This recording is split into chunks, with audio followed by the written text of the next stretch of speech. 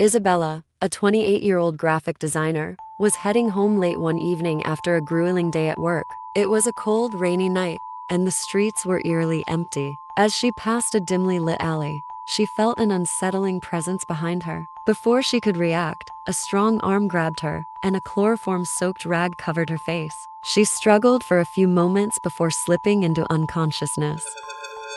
Isabella woke in a dark, damp room, bound to a chair. Her captor, Marcos, a man with a cold, calculating gaze, observed her from across the room. He was a pathological narcissist, with a smile that never reached his eyes. Marcos was meticulous and intelligent, having planned every detail of this abduction with precision. He began to explain that he had been watching her for months, studying her habits. Isabella felt a chilling wave of terror wash over her. In the following days, Marcos used psychological manipulation to break Isabella's spirit. He kept her deprived of food, sleep, and subjected her to constant mental torment. He played on her fears and insecurities, making her dependent on him for any form of relief. Isabella's mind began to unravel, and she developed a disturbing attachment to Marcos, perceiving him as the only constant in her terrifying existence. Marcos alternated between extreme violence and feigned tenderness. He punished her harshly for any sign of resistance, but would then shower her with false kindness, offering small rewards. Isabella, in a state of mental and emotional confusion, began to view these moments of kindness as evidence of his genuine care. The constant pain and terror slowly eroded her perception of reality. Over time, Isabella developed a distorted form of Stockholm syndrome. She began to see Marcos as her protector and savior, rationalizing his cruel actions as necessary for her well-being. Marcos, aware of his growing influence, used this to tighten his grip on her. He convinced her that the outside world was far more dangerous than the life he provided. Isabella, broken and hopeless, started to believe this. In a rare moment of clarity, Isabella tried to escape. She managed to free herself from her restraints and fled through the house.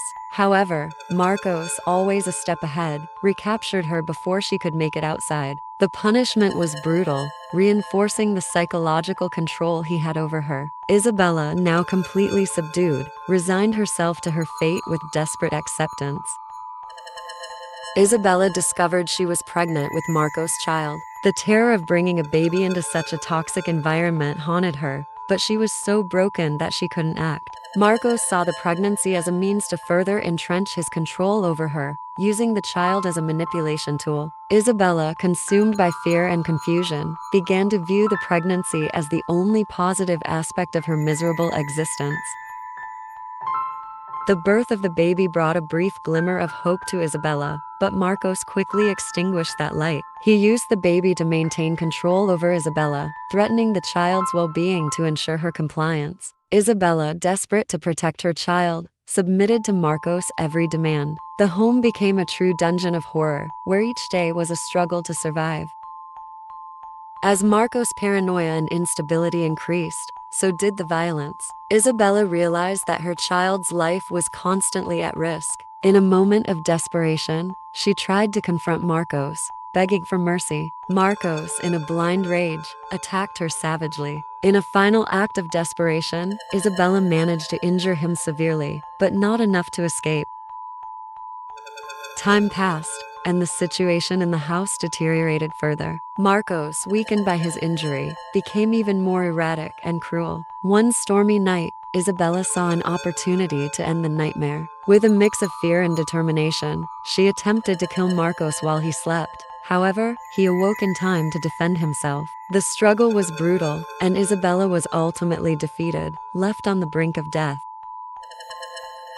When neighbors finally called the police, drawn by the sounds of the struggle, it was too late. Isabella was found gravely injured, and Marcos was taken into custody. But the damage was done. Isabella survived, but her mind was irreparably damaged.